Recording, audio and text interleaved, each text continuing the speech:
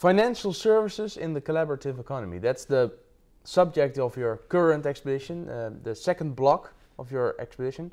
How's it going so far? Yeah, it's going well. It's extremely interesting. Okay, so you did already a couple of interviews. Hey, who have you interviewed already? Yeah, we're now focusing on the crowdfunding and the crowd investing part of the financial services in the collaborative economy.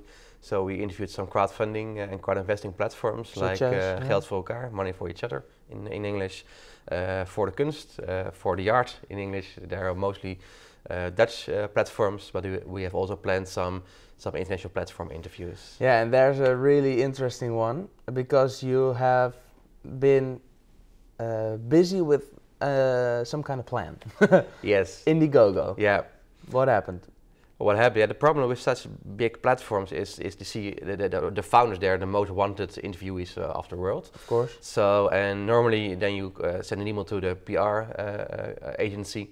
Okay, I want to have the interview, and then they think, say no. okay, we have CNN, we've got Martijn, and it's strange people, but they say, okay, CNN. Okay. So that's a problem. So the other tactic is, okay, because when the founder says, I want to speak to this guy, then that thing happens. So that was my strategy. So I made a plan with a nice story. So I thought, okay, I'm going to offer them a deal. And the deal was, okay, give me an official go for the interview of 2 hours with one of your founders. And then we're going to crowdfund the cost of getting to you in San Francisco for 2 people and also the stay in San Francisco by using your own platform. And then we made a small Vine video. Vine videos are small 6-second videos, small teaser videos, and also a normal video where I was explaining to them what the offer was with some text below. And last Friday we did a Twitter campaign, so asked people, okay, come on, send this tweet to Indiegogo. And we also checked all the Twitter accounts of all the Indiegogo employees and sent them a personal message with the link to or the video or the Vine. How many tweets were that? 15, but 15, okay. Yeah, but also really like when you're the marketing manager, I made a tweets for you as a marketing manager, so really personal tweets, and it went quite viral. That was cool. And in the end, at the end of the day, or in the Netherlands, it was night. I received a tweet of the founder herself, Danae. She said, "Sounds awesome, great proposition. Send an email to that email address, and we're going to fix it." Fantastic. Yeah. Cool. So, what's next in that project? Where are you? Have you started funding yet, or? No. Okay. We're now busy with the PR agency because then you're going to talk to the PR agencies in New York about setting a date, and they also have quite some questions about, okay, what's going to happen if you not fulfill your crowdfunding proposition, or do you really want to talk to the founder, or do you want to talk to somebody else? Say, come on, we're going to San Francisco for one interview. Come on, the founder, of course. Yeah. So they're now busy with picking a date. So he's quite busy. So I hope that will happen also this year. Yeah. And then when we have the date, we're going to start the crowdfunding campaign on Indiegogo to crowdfund 2,000 or 3,000 euro for 2 tickets and also the stay at Airbnb over there. The crowdfunding campaign will take about 4 weeks. And in the end, we will go to San Francisco. And of course, Indiegogo won't be the only initiative we're going to interview, because we're also talking to, like with Wikipedia, to have some nice interviews over there. Cool. Very nice. Yeah. It's a cool project, and I'm sure you'll manage to fund it. Stupid question of the guys in New York. What happened? Did it help that you already had 2 successful crowdfunding campaigns for the book and for the crowd expedition? Yeah, I think so, because now they really know that I'm somebody who know what I'm talking about, and I think it helped because I also explained that in the text below the video on the website. Yeah. Okay, so you talked to for the kunst, voor elkaar, so for each other and for the art. Indiegogo is ongoing process. Yeah. Other interesting interviews so far in this second block?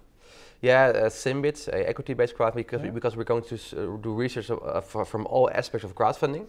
So that's donation, pre-sales, debt, a loan, and equity, and also all different kind of possibilities inside these like with loan, like with equity, you have the challenge. Okay, I'm going to validate a company because I'm going to sell stocks. Yep. But what is the validation of a company? What's the validation of a startup? Yep.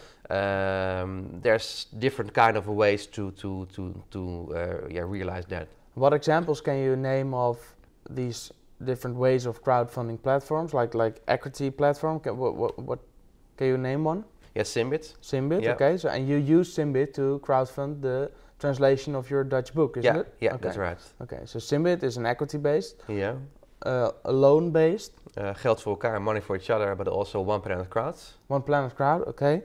And then you have like Kickstarter, which is a pre-sale. Yeah. Isn't it? Yeah. Okay, so it's pre-sale. And then you named the fourth one. Donation. Okay. Yeah, so and we did also interviewed the 1% Club.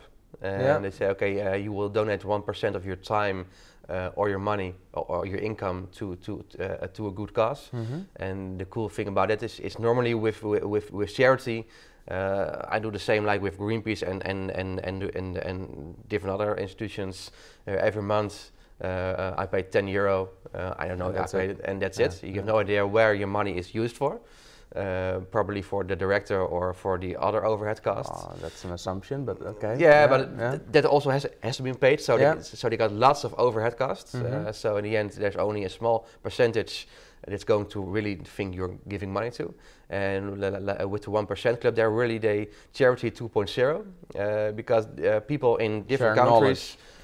They are putting their problems and their questions online, and they can crowdfund for themselves. And you can say, okay, I'm going to give money, or I'm going to share my skills with you. So you really are giving money to a really specific project, and the only thing that 1% Club does is facilitating of coming together the demand and supply of money and knowledge, and that's really effective.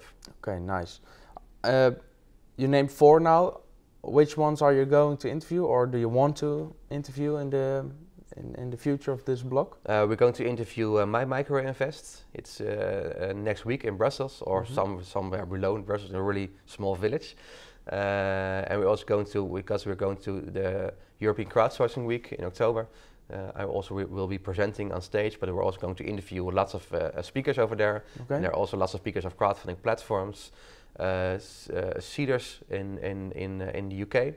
It's a really famous platform. And also Seeds in the Netherlands. Seed is the crowdfunding platform of the ABN AMRO. Oh. And we're really interested in how such a process of building your own crowdfunding platform inside such a huge corporation, how such a project goes. And also really interested in what was the original idea and what was left of it when it's passed all the, let's say 20 layers in the organization. Okay. So that sounds interesting to look forward to. Yeah. You mentioned you are on the stage as a public speaker as well. There, you're being asked more and more to talk about the subject on stage as a public speaker. Yeah. You mentioned you have a. Can I name the project where you've just had a assignment from Nestlé, isn't it? Yeah. Yes, you can mention it. Of course. Okay, so you're going to be on stage at Nestlé and probably and a couple others. Yeah, last week we did, or I did a sharing presentation at Sprouts, the Entrepreneur magazine. Yeah. But also today or tonight at Schuitman Accountants, our partner, an accountancy partner. Yesterday with the MBA, it's this National Association for Accountants, because they're really curious about how can we help our clients with not only investing in crowdfunding but also doing crowdfunding itself, and also what regulation comes with that. Yeah. There's a lot of things to explore for old-fashioned. Yes, definitely, because also with the presentation at the association, there was also a lawyer who was giving a lecture about the law side, the legal side of crowdfunding, and also the role of what an accountant can and can't help their customers with. Can you give an example of what they can or can't? At the end, as an accountant, you're not allowed to give advice in which crowdfunding projects a customer has to invest, because then you need different licenses, and if you do, you're having the risk of losing your own license. So they're really, yes, there's a really interesting thin line in what you can and what you can't do. Okay, so definitely something to consider when you're an accountant. Absolutely, and you have a client asking about crowdfunding. Yes, definitely. Okay. Anything else you want to share at this moment? My t-shirt, of course. My beautiful shirt. Yeah, you know what? I have the exact same one, but then in gray. I invested in Crowd Expedition and all I got was this lousy t-shirt. Yeah, well, I got one too. Yeah, it's really cool. How much are you going to share? About 16. Because at the end, everybody who donated more than €75 in the last crowdfunding campaign receives a t-shirt. Okay, cool. Yeah. Nice. Happy they're looking good. Yeah, thank you. Yeah. Thereby I'm looking good. Okay, so looking forward to next week. And any questions to Martijn, post them on Twitter or send them to what email address? Just send it to Twitter at Martijn Arets or at Crowd Expedition, or just check our website crowdexpedition.com and you will find all details. That's it. See you next week.